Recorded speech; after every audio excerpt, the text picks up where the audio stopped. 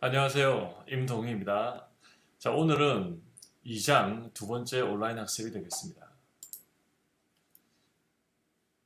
자, 오늘은 2.5장에서 2.7장까지 알아보도록 하겠습니다.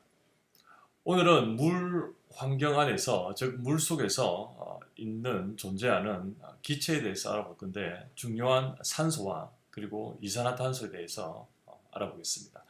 그리고 물 환경에서 일어나는 다양한 화학 현상이 어떤 것이 있는지 이해를 하시면 됩니다. 자, 물 속에서의 산소는 유기물을 산화시킵니다. 즉 유기물을 부숴서 없앱니다. 즉 물 속에 유기물이 얼마만큼 존재하느냐에 따라서 필요한 산소량이 결정이 되는데 그 산소량을 계산하겠습니다. 그 물속에는 산소뿐만 아니라 물속 기체에서 중요한 기체는 이산화탄소입니다.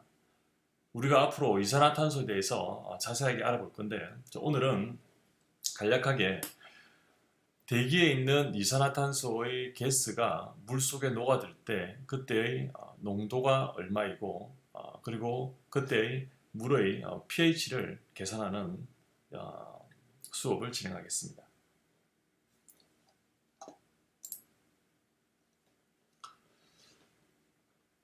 자, 우리 수학을 할 때, 물화학을 할 때 두 가지의 접근 방법이 있습니다. 첫 번째는 우리가 연력학적인 접근 방법이 있으며 그리고 이러한 반응 속도론적인 접근 방법이 있다는 겁니다.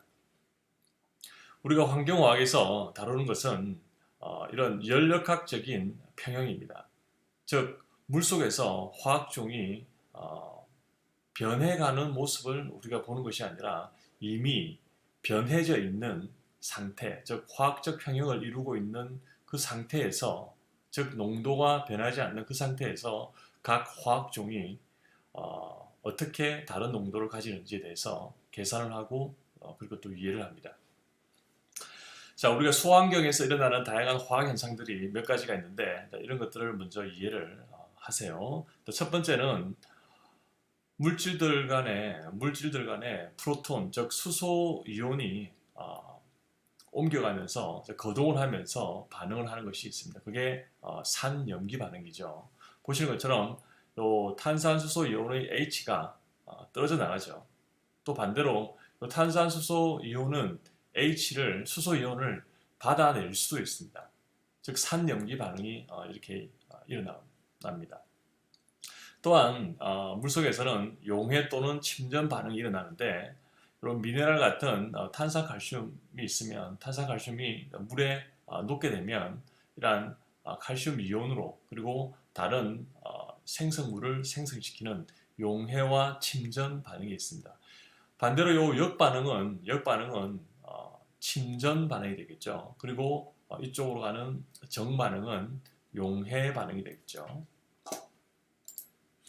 자, 또 강조하는 중요한 반응이 물질들 간의 전자가 이동할 때 그 전자의 이동에 따른 반응인데 그 반응을 우리가 산화 환원 반응이라고 하죠. 그리고 3장에서 산화 환원 반응은 자세하게 다룰 겁니다. 자, 착물화는 이런 금속 이온이 존재를 하면 금속 이온은 보통 양이온으로 존재를 하죠. 그렇기 때문에 이런 예를 들어서 시안 이온처럼 무기 음이온 이런 말을 이것을 우리가 다른 말로 리간드라고 하는데 이 리간드랑 반응을 해서 컴플렉스 즉 착물을 형성하는 반응이 착물화 반응이 되겠습니다. 그리고 흡착 반응이라는 것은 여기에 이렇게 세 개의 줄이 나온 것은 고체로 이해를 하시면 됩니다. 고체 표면에 요 황이라고 하는 물질이 고정되어 있는 그런 상태입니다. 자, 이런 흡착제의 고체 물질에 우리가 타겟으로 하는 목표로 하는 어떤 중금속이라든지 어떤 물질들이 서로 붙게 되는 이렇게 hợp 착하게 되는 흡착 반응이 있다는 겁니다. 크게 5가지가 물속의 화학 반응에서 가장 주된 반응이고 오늘 그리고 2장에서 다루는 주요한 내용들이 산염기 반응이 되겠습니다.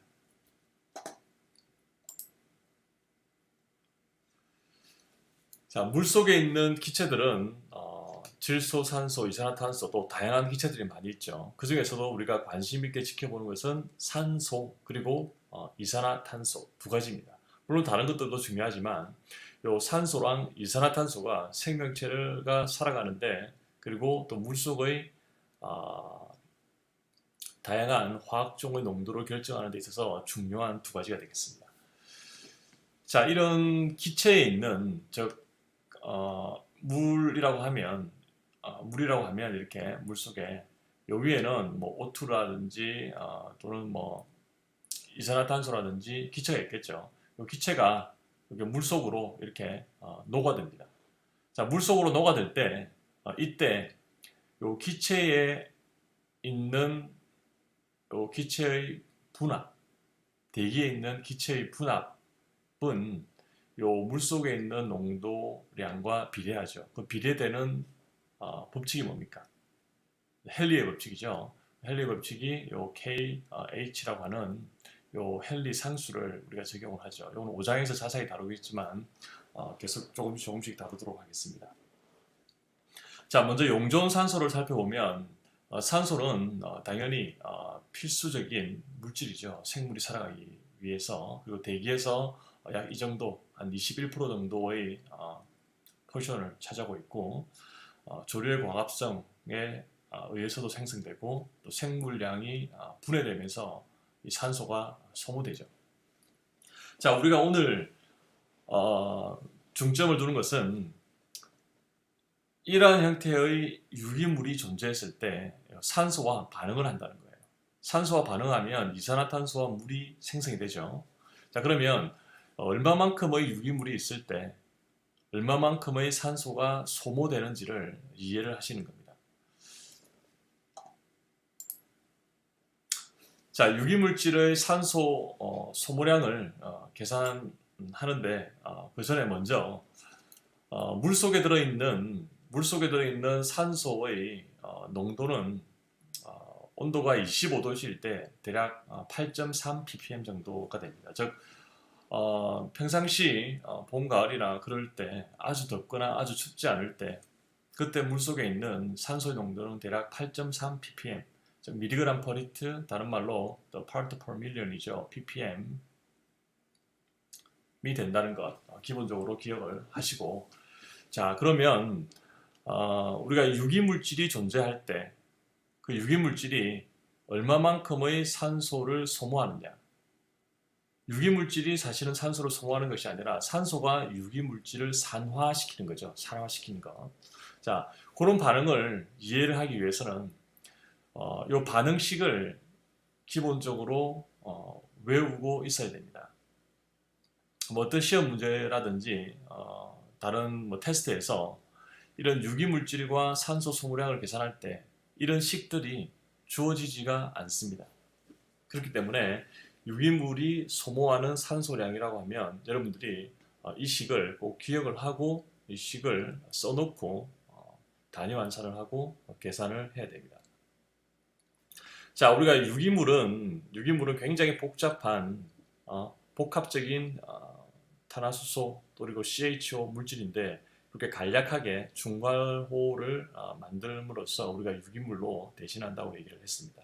자, 이 반응에 보면 이 반응에서 1몰 그리고 여기 또 1몰, 즉 유기물 1몰이 산소 1몰과 반응을 한다는 거겠죠. 자, 요 관계식을 가지고 자, 물속에 들어있는 산소가 8.3mg per litra라고 했을 때 이에 해당하는 유기물의 양을 계산할 수가 있죠. 자, 산소가 8.32mg per litra가 되겠고 여기 그리고 요 반응식은 미리그램으로 반응이 되는 게 아니죠. 즉 여기서 반응은 요 몰 대 몰로 반응을 합니다. 그렇죠? 그래서 요 미리그램을 몰로 단위 환산을 해야겠죠. 자, 그래서 산소 1몰당 32g이기 때문에 단위 환산을 시켜주고 그래서 요 미리그램 그리고 요 그램, 당연히 요 미리그램과 그램은 또 다른 단위 환산을 해야겠죠. 자, 일단 몰로 환산한 다음 유기물이 1몰일 때 그리고 산소도 1몰이 반응을 하죠. 또 이것도 단위환산이죠. 이 단위환산은 어디서 왔습니까? 여기 식에서 온 거죠. 자, 그 다음에 유기물도 마찬가지로 요 1몰일 때는 요 30g이라는 거 단위환산을 해주면 단위환산을 다 없애면 결국 이런 값이 나오겠죠. 이게 어떤 의미를 가집니까? 1몰과 1몰이 반응한다는 말은 물속에 7.8mg의 리터당 7.8mg의 유기물이 존재를 한다면 산소를 8.3mg을 소모한다는 말이 되겠죠. 이 내용을 기억을 하셔야 됩니다. 자, 즉 물속에 이만큼의 유기물이 존재를 하면 이만큼의 산소를 고갈시킨다는 겁니다. 즉 유기물이 물속에 존재를 많이 하게 되면 산소가 소모되게 되고 그로 인해서 다른 생명체들이 살아가기 힘들겠죠. 자, 이것은 참고로 우리가 온도에 따라서 겨울이라든지 여름이라든지 산소가 물속에 녹아들 수 있는 용해도는 다 다르다는 것. 겨울일 때 가장 많이 녹아들 수가 있습니다. 참고로 하시고.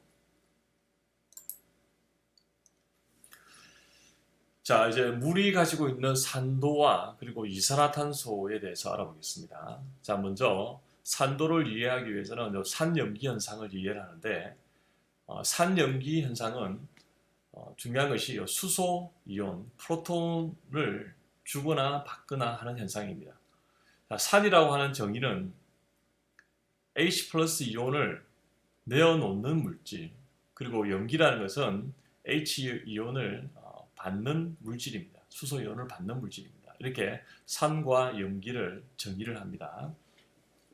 자, 여기서 한 가지 기억을 해야 되는 것은 요 산과 염기는 어떤 물질이 가지고 있는 고유한 특성이 아니라는 겁니다.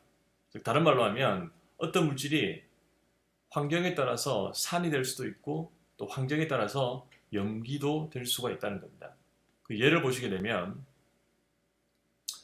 여기 바이카보네이트 같은 경우는 탄산수소 이온 같은 경우는 물속에 존재하게 되면 이렇게 탄산 이온과 또 H 플러스 이온을 방출합니다. 자, 이런 환경일 때는 우리가 요 탄산수소 이온을 산이라고 부릅니다. 그렇겠죠? 수소 이온을 방출하기 때문에. 자, 그렇지만 항상 이런 반응만 하는 것이 아니라 요 탄산수소 이온은 또 경우에 따라서 수소 이온을 받아가지고 이런 CO2랑 물을 만들어냅니다. 사실은 이 반응이 가운데 어떤 반응이 존재하냐면 요 사이에 탄산이라고 하는 H2CO3라고 하는 요 탄산이 중간 생성물로 한번 생성이 됩니다. 탄산이 만들어지고 그 다음에 또 이런 현상으로 반응이 이루어집니다. 또 이런 이산화탄소에 대한 자세한 반응은 세 번째 시간에 자세하게 다룰 예정입니다.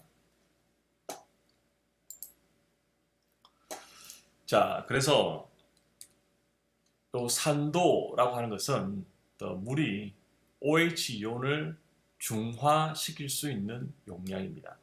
자, 중화라는 말은 다른 말로 없앤다는 말이죠. 제거한다는 말이죠. 제거. 알카리도라고 하는 것은 물이 H 플러스 이온을 중화할 수 있는 용량. 다른 말로 중화란 말은 H 플러스를 제거한다는 거죠. 제거. 자, 알칼리도는 우리가 2장의 후반부에서 자세하게 다룰 거기 때문에 지금 2장 앞부분에서는 산도 그리고 이산화탄소에 대해서 우리가 중점적으로 이야기를 하겠습니다. 자, 그러면 요 산도에 기여하는 화학종이라는 것은 다른 말로 표현을 하면 어떤 화학종입니까? OH- 이온을 중화시킬 수 있는 화학종이라는 거죠. OH- 이온을 중화시킨다는 것은 OH- 이온을 제거한다는 거죠. 그러기 위해서는 어떤 상황이 되어야 됩니까? 수소 이온을 방출할 수 있는 그런 화학종을 얘기를 하는 겁니다. 즉 다른 말로 하면 산도에 기여하는 화학종은 H 플러스를 방출할 수 있는 화학종을 얘기를 합니다. 자, 그런 것들 쭉 한번 살펴보세요. 다 H 플러스를 가지고 있죠. H, 또 뭐 이런 것들, H, 또 이런 것들, 또 H, 이런 것들을 한번 쭉 보시고, 여기서 보면 이산화탄소는 H 플러스를 가지고 있지 않죠. H 플러스 가지고 있지 않지만 이산화탄소는 중요한 포인트가 이산화탄소가 물에 녹음으로써 탄산으로 바뀌고 탄산이 탄산수소이온, 탄산수소이온이 탄산이온으로 바뀌면서 프로톤을 수소이온을 계속 방출한다는 겁니다. 그래서 이 부분이 중요하고 우리가 자세하게 살펴볼 내용입니다. 그래서 이산화탄소는 결론적으로 우리가 약산이라고 얘기를 합니다. 약산.